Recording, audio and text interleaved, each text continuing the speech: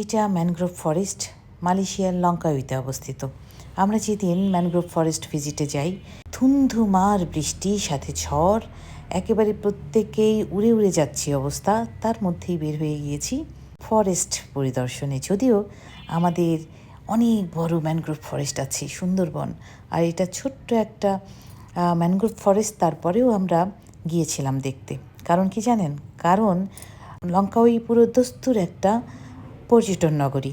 তারা বিভিন্ন ধরনের প্যাকেজ অফার করে। সেই প্যাকেজগুলোর নাম এতটাই চটকদার, এতটাই মজাদার যে আপনার আগ্রহ হবে চাই একটু দেখে আসি। সেরকমই এই ম্যানগ্রোভ ফরেস্ট, ছোট্ট একটা ফরেস্ট, মূলত আন্দামান সাগরটাকেই একটু উপকূলবর্তী এরিয়াগুলো ঘুরিয়ে দেখিয়েছে। তার মধ্যে এই ম্যানগ্রোভ ফরেস্ট পড়ে গেছে, যেহেতু ম্যানগ্রোভ ফরেস্ট উপকূলবর্তী এরিয়াতেই হয়ে থাকে।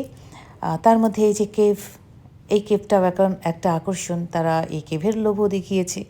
আমরা ঢুকে পড়েছি কেভে এবং সত্যিই এটা রোমাঞ্চকর ছিল।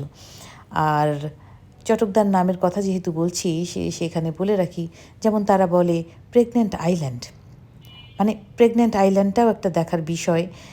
আইল্যান্ড বলতে আসলে কিছুই না, প্রেগনেন্ট লেডির মতো শেপে একটা 2-3টা পাহাড় হয়তো দেখা যাচ্ছে।